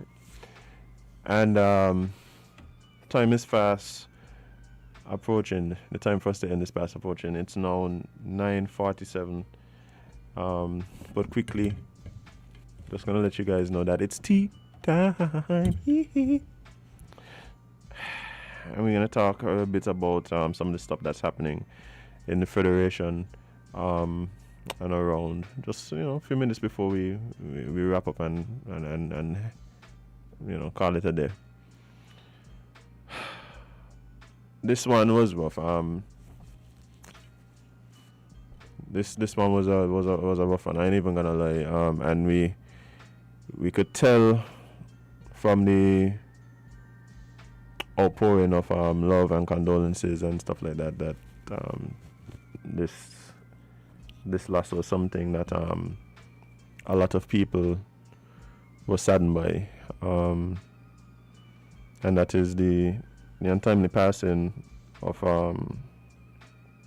Anthony Johnson. Right? What I'll do, I'll actually read a press release from the St. Kitts and Nevis Bar Association, and it reads: the St. Kitts and Nevis Bar Association received the news of the sudden and untimely death of our learned friend Anthony L. Johnson with deep shock and sadness. We send condolences to his family, friends, and colleagues. They will remain in our prayers. Anthony, the managing partner of Johnson & Associates, practiced law for over 25 years in the British Virgin Islands and St. Kitts and Nevis, and was a widely respected member of our profession. Anthony was also a stalwart in the Federation's football and entertainment communities. He will be dearly missed. We offer support, thoughts, and prayers to his family and other colleagues. Anthony's son, Shabazz Johnson, and Anthony's law partner, Vadisha John Brooks. May they find solace in the knowledge that Anthony was loved, respected, and admired in the profession and beyond. We pray that Anthony rest in eternal peace. And this is signed yours faithfully, Garth Wilkin, who is the president of the St. Kitts Nevis Bar Association. Now, I don't know if she have a problem, but I'm going to push the business on the road because she's been putting it on the road anyway. But this one hit Island T hard as well because our producer, Jade, Mr. Johnson was his uncle.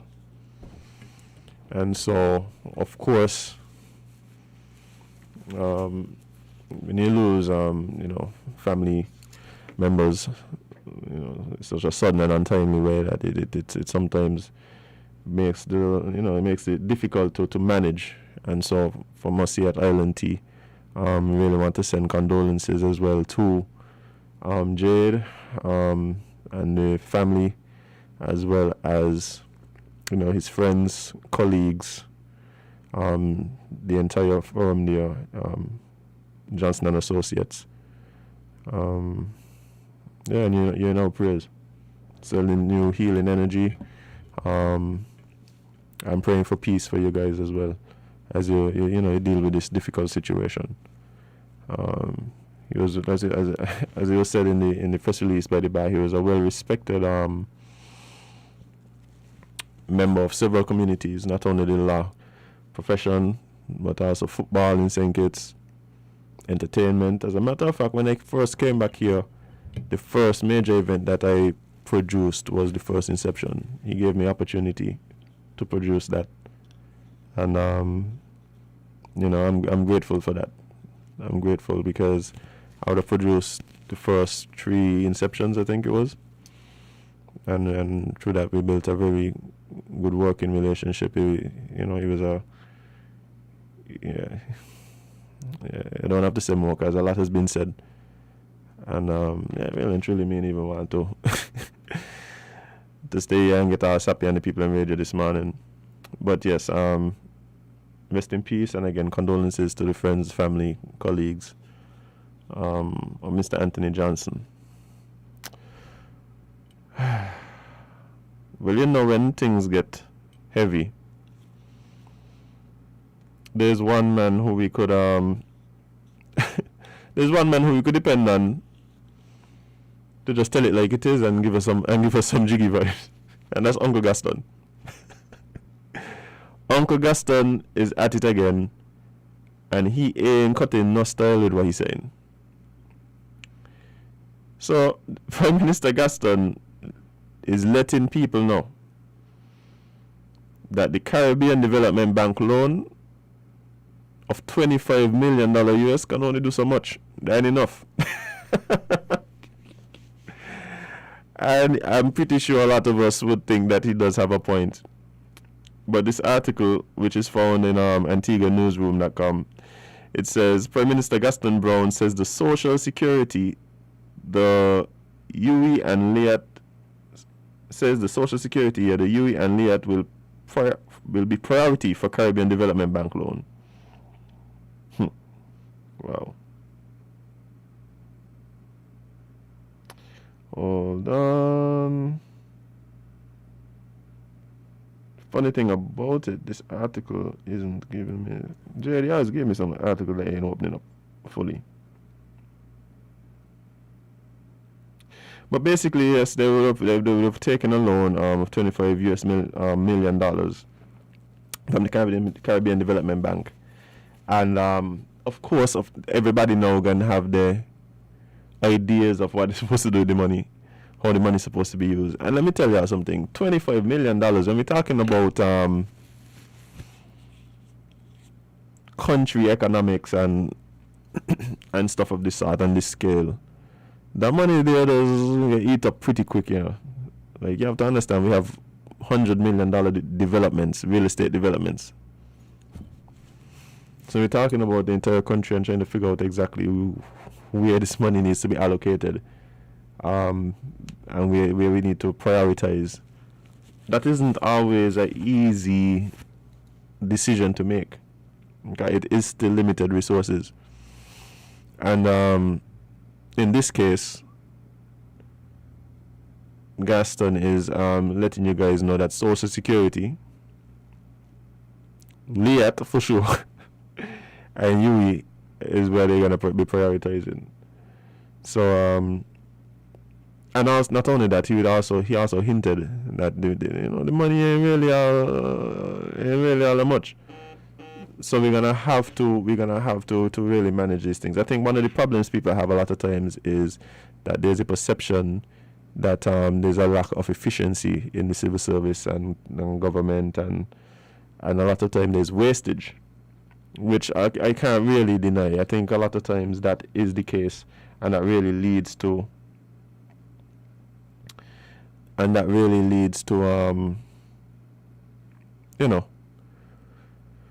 lot of questions being asked about where the money gone, what done with the money, boom, boom, boom. Of course, corruption is always an issue and things like that. But the truth is, money come, money go. These things cost a lot of money. $60 million for one project. You understand? I really need to talk to somebody. Maybe not from Social Security, because they come here all the time, but I know it might be difficult. Maybe an economist about the feasibility of Social Security over the long run, and what Social Security and those types of funds have to do to remain viable over time. Because it probably when you really stop and look at it, like, it has to be a matter that the money is invested in a way that yields reasonable returns in order for it to remain viable. These funds, when you have more and more people expecting to let's say benefit from the fund, it must get difficult. It must get difficult, especially at the time now where based on healthcare and stuff like that, we see a lot of people, for the most part, living longer. And that's just the reality. Like, yeah, COVID might not make it look so, but no, people living longer, man. Life expectancy going up. But we have a caller on the line. Caller, good morning, 11 LNT. What's up? Oh, we lost a caller. Somebody is trying to get in on the other line. Good morning, caller, 11 LNT. What's up? Good morning. Morning. My condolences to the Island Peak family and those who are close to Lawyer Johnson and the whole community. I guess the whole Caribbean mourn the loss of Lawyer Johnson. I remember meeting Lawyer Johnson in the BVI, and he was someone who was very aggressive. It gave me the impression that he feared nothing or no one, and was very forthright and say what he thinks and how he feels, even though he right or wrong. That's how he felt. So you all mourn his loss, and he will be greatly missed among friends and relatives and those associated with him. But having said that, you have made a statement concerning the Antigua Prime Minister and concerning the money that he might not be getting enough. And it is so small. One of the things that we must take into consideration is that these politicians fall into some serious positions. Some of them are not even able to balance a simple budget of their own generating income, and have not even seen something like maybe $4,000 a month or $3,000 a month maybe, and find themselves in a pool of millions of dollars, which is very difficult to spend. To make money is a hard shift, but to spend money is one of the hardest shifts. I'm not going to stay too long, because one of the main things is that when the money leaves your hand, it's gone and it's not coming back. Gone. It's gone, it's gone. You have to show what did you receive for that money and how did it leave your hand. And trust me, everybody on the street and around the street and above around you want to take it from you. Not that when they get it, they're going to do the same thing, because it probably will just pass you their hand the same way. But it takes a certain amount of skill to spend money. It must be managed, and it must be managed properly. And you must see tangible result when it's finished, when it's being spent. As people are going to be wondering where the money gone, what happened to it. You must be stealing it. And maybe you did not steal it, it's just that the disbursement of the fund was not visible for most and many to see. Mm-hmm. Having said that, in our system, we can see that we have seen lots of abuse in our government equipment. People are being double paid. And when I say double paid, is that they take home a salary every month, because I can give it to you. The government paid the salary. And I wouldn't like to see the salary that government pay. It'll make you quench. But a statement have been made to one of the prime minister, I will not say. And the statement go like this: Mr. Prime Minister, I understand what you're saying, but I cannot charge people more money than I've already put to them. But you can make more money easily. All you have to do is tax the people. And it's easy. You could put this and that and put something and something and take money from the people, but I can't do it. So where you can do it, I can't. And so I say that to say this. Government itself need to come under a strong management of their funds. There are some people who are being double paid. They have a vehicle 24/7 without being assigned to them. Free fuel, free tires, free maintenance. And that is known to be grafted into part of their salary. And we call it want and waste, but people are grumbling, but they're not saying anything. People call for Richard Keynes to stop a lot of things, but he's gone. And you have prominent secretary in the ministry who have given position and failing to act. Because some reason or other they take the money and they don't act. You have people who even moving the vendors off the street. That's not the job of the prime minister to come and say. There are people who are being paid to do these jobs. They have the position. But for some reason or another, they looked at that square peg in round hole. Yeah. And so we are in a difficult position, because some of them are politically thing, and they jump to the party, or they might say this and they might say that. I think politics really does complicate a lot of these situations. A lot of times people get the jobs because of politics, and and you can't tell me nothing because you put me here and all them kind of things you hear people saying. But Carla, I'm sorry, but we're gonna have to wrap it up because I don't give you this quick one before you go. Let me answer this one. There's a rumor going around concerning Japan, who is a famous radio host. I mean, like rumors, anyway. People have to be very careful when it comes to these things. Always remember that whatever a man do, all of us have the possibility and the capability of doing it. So when you criticize that man, do it with caution, because you know what? You might not do the same, but you might do something similar. I like the way I asked upon program.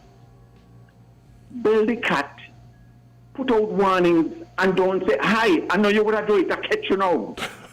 Don't let it happen. Right. Tell the man, don't mash my foot. Don't let him walk close to you. Don't let him hurt you. Don't let him injure you. Show him where you're coming from. But do it with grace. Right. And as I said to you, have a great day, sir. All right, man. I appreciate it. Thank you. All right, guys. Well, time is fast spent. I had a good time hanging out with my friends here and Island Tea. Appreciate you guys tuning in every day, whether it is on Facebook or on YouTube, WINNMedia SKN. If you go to the WINNMedia SKN's website to listen to us there, thank you. All you guys who do traditional radio, 98.9 on your FM dial, Win FM, big up yourself one time. I appreciate it. But guys, without further ado, I just want to leave you with this little reminder that you can't be everybody's cup of tea, because you is not a mug. See you guys tomorrow, right back here.